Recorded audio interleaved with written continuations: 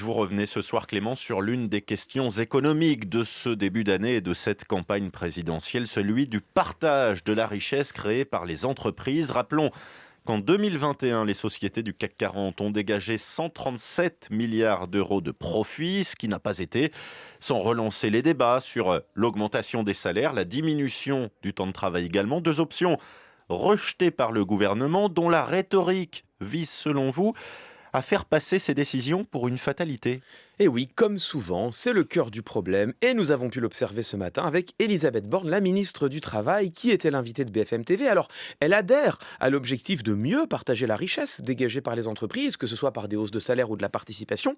Mais quels vont être les leviers actionnés par le gouvernement pour y parvenir? Vous allez voir que ces réponses sont tout de suite un peu plus floues. On recommande très fortement d'avoir des accords dans les entreprises pour partager la richesse qui est produite. Moi, j'avais demandé à ces branches, à ces secteurs, d'engager des discussions. On a donné tous les outils, on a montré qu'on était assez insistant. Je les invite à nouveau à engager des discussions pour revaloriser leur grille. J'ai demandé d'engager des discussions, on recommande très fortement, et même on a été assez insistant. Vous l'entendez, nous sommes au summum de la fermeté gouvernementale.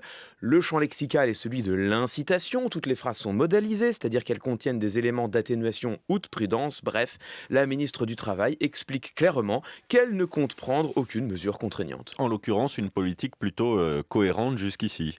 Oui, c'est vrai, le gouvernement a toujours été clair sur le fait qu'il préférait se reposer sur le dialogue social plutôt que d'imposer une décision. Et d'ailleurs, il en va de même pour l'autre sujet qui est sur la table en ce moment, une éventuelle réduction du temps de travail. Je pense que dans certaines entreprises, il peut y avoir des négociations pour mettre en place une semaine de 4 jours.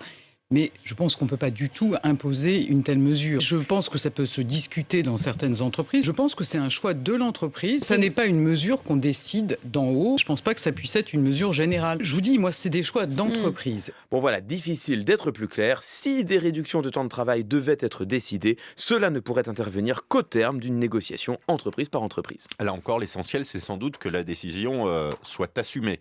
Alors oui, c'est vrai, et on pourrait difficilement leur reprocher leur choix s'il était pleinement assumé comme tel, comme un choix. Mais dans les extraits que vous venez d'entendre, il y a des éléments qui méritent qu'on s'y arrête et qu'on ne voit pas forcément passer.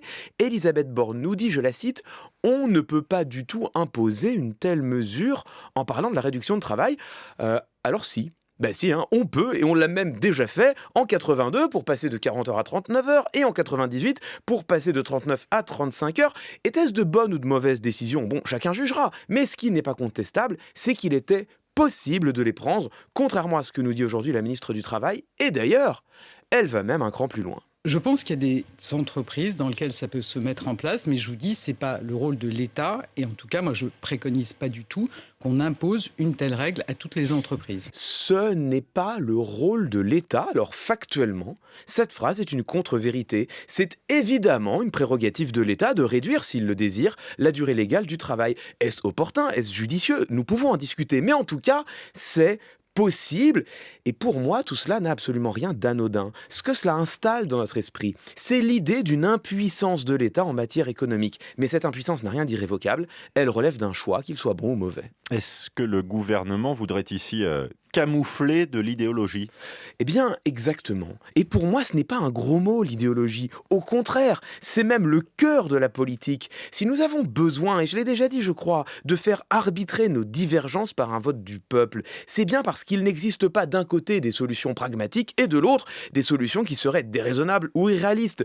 Tout ce qu'il y a, ce sont des décisions qui reposent sur des estimations divergentes de la réalité et se font au bénéfice de fragments différents de la population. Alors, de la part du gouvernement, défendre ses choix, a fortiori en période de campagne, c'est parfaitement justifié. Mais faire passer ses choix pour de la fatalité, cela en revanche confine à de la déloyauté. Clément Viktorovitch, c'était entre les lignes.